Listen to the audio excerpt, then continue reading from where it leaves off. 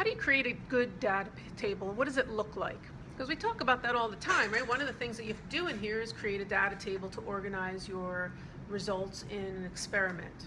And there's lots of mistakes people make. One is they tend to list all their observations in a list, which is not acceptable, or they organize their data table vertically instead of horizontally. That's also really hard to read and it doesn't make much sense. So just so you know, rows are horizontal and columns are vertical, in case you didn't know that.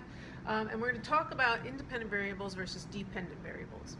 Independent variables are the one thing that you are manipulating. You make a choice of what that value is, and then you test it to see what happens to the dependent variable, right? The dependent variable, what is it depending on? The independent variable.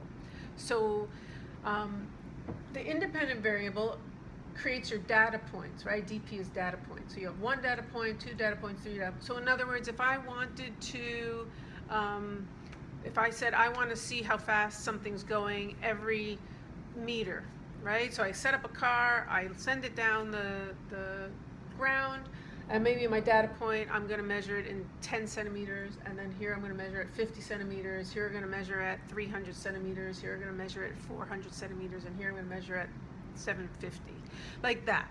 So that's giving me my independent variable is going to be distance in a unit of centimeters. So I would have all those values here. My dependent variable is going to be time.